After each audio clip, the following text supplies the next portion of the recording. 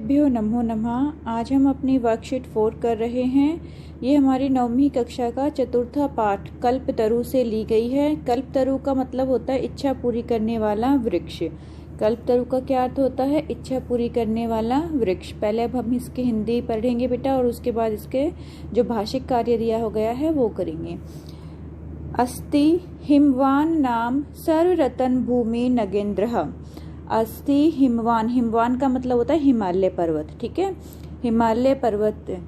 और सर्वरतन भूमि नगेंद्र, नगेंद्र का मतलब होता है इन पर्वतों का राजा, ठीक है। नग का मतलब क्या होता है? नग क्या होता है? पर्वत, और नगेंद्र क्या हो जाएगा? पर्वतों का राजा। तो सभी रत्नों की भूमि वाला पर्वतों का राजा, ठीक है। कौन है पर्वतों का राजा? हिमालय।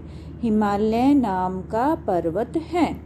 सभी रत्न वाली भूमि, जितनी भी रत्नों की भूमि है उनमें पर्वतों का राजा कौन है? हिमालय है, ठीक है। इसकी हिंदी ये हो जाएगी, सभी रत्नों की भूमि पर्वतों का राजा हिमालय है। नेक्स्ट है हमारे पास तस्य है सानो ऊपरी। साना का मतलब होता है, सानु का मतलब होता है चोटी। यहाँ पे जो सानु लिखा है ना बेटा, इसका मतलब होता है चोटी। सानो ऊपरी, चोटी के ऊपर, उसकी चोटी के ऊपर। किसकी चोटी के ऊपर? यहाँ तस्य किसके लिए प्रयुक्त हुआ है? हिमालय के लिए प्रयुक्त हुआ है, ठीक है। हिमालय की चोटी के लिए, हिमवान हिमालय की चोटी, तस्य हिमालय के लिए प्रयुक्त हुआ है। सानो ऊपरी, उसके ऊपर क्या है? विभाति कंचनपुरम नाम नगरम। कंचनपुर नाम का नगर सुशोभित हो रहा है। तो कंचनपुर नाम का नगर कहाँ सुशोभित हो रहा है? हिमालय की चोटी के ऊपर। नेक्स्ट है तत्र है जिमुत केतु रीति श्रीमान विद्याधरपति ही वस्ती समय। वहां पर जिमुत केतु नाम के विद्याधरपति, ठीक है, विद्याधरपति जिमुत केतु रहता था। उनका नाम क्या था? जिमुत केतु, और विद्याधरपति उपाधि दी गई थी। वहां पर कौन रहता था? जिमुत केतु रहता था, श्रीमान जिमुत केतु रहते थे। तस्यः गृह उद्याने, यहाँ पे गुण संधि हुई है। तस्यः गृह धन उद्याने आ जाएगा, ठीक है, और संधि करके गृह धन उद्याने लिख देंगे और संधि गृह उद्याने हो जाएगी। उसके बगीचे में, तस्य गृह उद्याने, उसके घर के बगीचे में। कुल कर्मागतः, कुल से आया हुआ। कल्पतरु स्थितः, कल्पतरु स्थित है। उनके वहां पर क्या है? परंपरा से आया हुआ, कुल परंपरा से प्राप्त हुआ, ठीक है, वंश परंपरा से प्राप्त हुआ। क्या प्राप्त हुआ? कल्पतरु, कल्पतरु का पेड़ है। उन्हें वंश परंपरा से कल्पतरु का पेड़ प्राप्त हुआ था, वो वहां पर उनके उद्यान में स्थित है। सह राजा जिमुत केतु तम कल्पतरुम आराध्य, वह राजा जिमुत केतु तम, उस कल्पतरु की आराधना करता है, ठीक है। वह राजा जिमुत केतु किसकी आराधना करता है? तम कल्पतरुम आराध्य, उस कल्पतरु की आराधना करती है। तत्प्रासादात चह, और उसके प्रसन्न होने से, किसके? कल्पतरु के प्रसन्न होने से। बोधिसत्व संभवम जिमुत वहन नाहम पुत्रम प्राप्नोतु।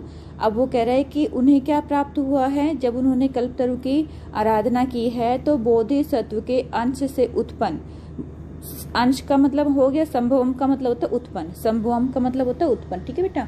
बोधिसत्व के अंश से उत्पन्न जिमुतवान नाम का पुत्र रतन की प्राप्ति हुई। अब जिमुत केतु क्या है? पिता का नाम है, और जिमुतवाहन किसका नाम है? पुत्र का नाम है, ठीक है।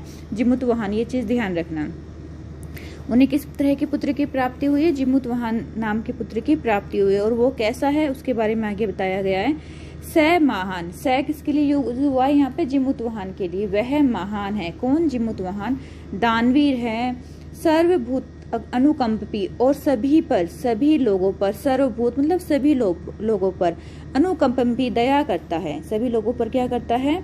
दया करता है। वह ऐसा दानवीर और सभी पर दया करने वाला हुआ। कौन? इसका नाम याद रखना, बार बार मैं अब यही इसलिए रिपीट कर रही हूँ कि इसका नाम जिमुतवाहन है। कई बच्चे आंसर में जिमुत केतु और जिमुतवाहन में जब आंसर देते हैं ना तो डिस्टर्ब हो जाते हैं, उनको समझ में नहीं आता कि कौन सा सही रहेगा, इसलिए बार बार रिपीट कर रही हूँ बेटा एक बात ही। तस्य है गुण ही, उसके गुणों से प्रसन्न होकर। अब देखो फिर यहाँ पे तस्य किसके लिए यूज हुआ है? जिमुतवाहन के लिए यूज हुआ है। उसके गुणों से प्रसन्न होकर सव सचिवश्च प्रेरित है राजा, और अपने सचिव से, अपने सचिव मतलब मंत्रीगणों, ठीक है, अपने मंत्रियों से प्रेरित राजा कालेन संप्राप्तम यौवनम, जब उसका बेटा यौवन को प्राप्त कर लेता है, ठीक है, जब राजा का बेटा यौवन को प्राप्त कर लेता है, तम उसको, किसको, अब यहाँ पे फिर तम किसके लिए प्रयुक्त हुआ है, तम युवराज अभिषिक्तवान, उसको युवराज के पद पर अभिषिक्त करते हैं, ठीक है, अर्थात युवराज का पद देते हैं, युवराज के पद पर उसको बैठा देते हैं। तम यहाँ पे भी किसके लिए प्रयुक्त हुआ है, जिमुतवाहन के लिए प्रयुक्त हुआ है। ओके बेटा, ये क्वेश्चंस आएंगे आगे, ध्यान से सुन लो इसलिए। नेक्स्ट है यौवराज्य स्थितः सह जिमुतवाहन कदाचित, अपने राज्य में स्थित वह जो जिमुतवाहन था, कदाचित हितैषी भी पितृमंत्री भी उक्तम, अब उसको जब युवराज्य पद मिल गया है तो वह जिमुतवाहन क्या कहता है, उसके द्वारा जो उसके हितैषी थे, उसके हितैषी कौन थे, पितृ और मंत्री भी, पिता उसके और मंत्री, जितने भी लोग उसके हितैषी थे, उसके पिता और मंत्री, उसको क्या कहते हैं, उक्तः, क्या कहते हैं, युवराज, हे युवराज, यो अयम सर्व कामदा, यो अयम यह जो है, सर्व कामदा सभी कामों को पूरा करने वाली, सभी कामों को पूरा करने वाला, कल्प तरु, कल्प रूपी तरु, तव उद्यानो तिष्ठति सह तव सदा पूज्य, आपके उद्यान में स्थित है, आपके आंगन में स्थित है, आपको हमेशा इसकी पूजा करनी है, अर्थात ये हमेशा आपके लिए पूजनीय होना चाहिए। यहाँ पे देखो बेटा, यहाँ पे भी यहाँ पे यो अयम सर्वकांत, जो है यह सभी काम को करने वाला, कल्पतरु, इसकी हमेशा आपको क्या करनी है, पूजा करनी है। अस्मिन अनुकूले स्थित है, इसकी हमारे यहाँ पर होने की वजह से, क्या कह रहे हैं, अस्मिन अनुकूले स्थित है, इसके यहाँ पर स्थित रहने की वजह से, सक्रो अपि, सक्र का मतलब होता है बेटा इंद्र, ठीक है, सक्र को क्या बोलते हैं, इंद्र, सक्रो अपि न अस्मान बाधितुम शक्नुयात, शक्र इंद्र भी हमारा कुछ नहीं कर सकते, अर्थात इंद्र भी हमें कोई बाधा नहीं पहुंचा सकते हैं। तो बेटा ये एक पैराग्राफ लिया गया है इसमें से, कल्पतरु में से, और इसके अकॉर्डिंग अब हम इसके क्वेश्चन आंसर कर रहे हैं। इसकी हिंदी आप लोगों को समझा दी गई है, आशा करती हूँ कि आपको समझ में आ गई होगी। हिमवंतः सानो ऊपरी किम नाम नगरम, हिमवंतः हिमालय के चोटी पर, सानो ऊपरी मतलब चोटी पर, शिखर पर, किम नाम किस नाम का नगर था, तो यहाँ पे किम के स्थान पर हम आंसर क्या देंगे, कंचनपुरम, ठीक है, किस नाम का था, कंचनपुरम, यहाँ पे आंसर आ जाएगा कंचनपुरम। नेक्स्ट है जिमुत केतु कमराध्य पुत्रम प्राप्तवान, जिमुत केतु को किसकी आराधना करके पुत्र की प्राप्ति हुई, किसकी आराधना करी थी उसने, कल्पतरुम, तो यहाँ पे हम सेकंड आंसर क्या दे देंगे बेटा, कल्पतरुम, ठीक है, जिमुत केतु कल्पतरुम आराध्य पुत्रम प्राप्तवान। फर्स्ट हो गया, एक पदेन में उत्तर देना था, हमने इसको दे दिया है एक पदेन में उत्तर। अब सेकंड देख लीजिए, पूर्ण वाक्य में उत्तर, जिमुतवाहन कीदृश आसीत, जिमुतवाहन कैसा है, उसकी विशेषता कैसी है, वो पूछ रहे हैं कि जिमुतवाहन की विशेषता क्या क्या है, कीदृश है वो, तो इसका आंसर क्या आ जाएगा, महान, दानवीर और सर्वभूत अनुकंपी, सभी लोगों पर अनुकंपना करना वाला, मतलब दया करने वाले, अनुकंपी, ठीक है। तो यहाँ पे हम क्या लिखेंगे, जिमुतवाहन की दृश्य के स्थान पर महान, दानवीर, सर्वभूता अनुकंपी, ठीक है, आसीत च आसीत वह था।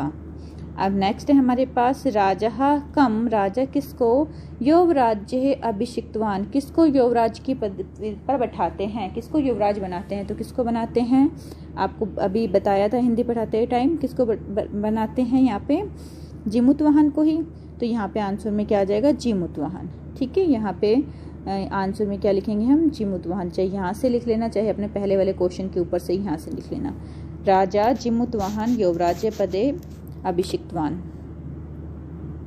नेक्स्ट है बेटा भाषिक कार्य। भाषिक कार्य में आपको विकल्प दिए जाते हैं और विकल्प से आपको ये करने होते हैं।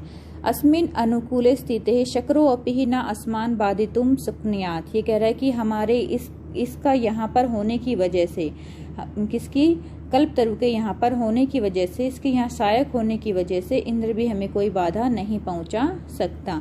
तो यहाँ पे पूछा है कि इत्यत्र, यहाँ पर जो इंद्रा है इसका पर्यायवाची शब्द क्या है, इंद्र का पर्यायवाची शब्द क्या था, यहाँ पे अभी आपको बताया था, क्या था, शक्रः, तो हम आंसर क्या दे देंगे, शक्रः, खा आंसर आ जाएगा इसका बेटा, ठीक है, इसका आंसर क्या हो जाएगा, खा हो जाएगा।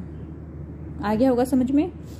नेक्स्ट है सर्व कामदः कल्पतरु। यह जो कल्पतरु है वो सभी कामों को पूरा करने वाला है। अन्योपद्यो विशेष्य पद किम। अब यहाँ विशेषण नहीं पूछा गया है, वर्कशीट 3 में विशेषण पूछा गया था ना, अब यहाँ पे विशेष्य पूछ रहा है। तो विशेष्य क्या है इसका? कल्पतरु है, सभी कामनाओं को पूरे करने वाला कल्पतरु, और सभी कामनाओं को पूर्ण करने वाला जो है वो, तो ये विशेष्य है हमारे पास, ये इसका विशेषण है। ओके बेटा, नेक्स्ट है अस्ते हिमवान नाम सर्वरतन भूमि नगेंद्र इत्यत्र क्रियापद क्या है? यहाँ पे क्रिया क्या दिखाई दे रही है आपको बताइए? तो यहाँ पे अस्थि क्रिया दिखाई दे रही है। ये तो बिल्कुल इजी है कि यहाँ पर कौन सी क्रिया दिखाई दे रही है? हमें अस्थि क्रिया दिखाई दे रही है, तो हमारा अस्थि आंसर आ जाएगा। सह महान दानवीर सर्वभूतानु अनुकंपि च अभवति इत्यत्र कृपणः। कृपणः का विप्रिय पद बताना है। विप्रिय मतलब उल्टा, ठीक है। कृपणः का मतलब होता है कंजूस। कृपणः का क्या मतलब होता है? कंजूस। तो कंजूस का जो अपोजिट वर्ड होगा, उल्टा शब्द होगा, विपरीतार्थक होगा, वो होगा दानवीर। तात त्वम तो जानासी, तात तुम तो जानते ही हो।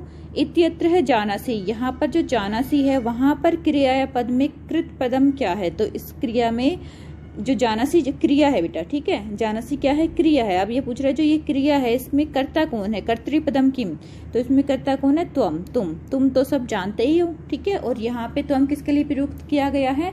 उसके पिता के लिए प्रयुक्त किया गया है। जिमुत वाहन का जो पिता है जिमुत केतु, उसके लिए तम का प्रयोग किया गया है। ओके बेटा, यो अहम सर्व कामतः कल्पतरु तव उद्याने तिष्ठति ही स तव सदः पूज्य। यहाँ पर सह इति सर्वनाम पदे कस्मै प्रयुक्त। यहाँ पे जो सर्वनाम पद है सह, वो किसके लिए प्रयुक्त हुआ है? कि सह तव सदा पूज्य, वह तुम्हारे द्वारा सदा ही पूजनीय होगा। किसके लिए बोला गया है? कौन पूजनीय है? कल्पतरु। तो हमारे पास यहाँ पे आंसर क्या आ जाएगा? कल्पतरुवे, ठीक है। ये हमारा हो गया बेटा भाषिक कार्य। अब हम थोड़ा सा और रह गया है और वो और कर लेते हैं।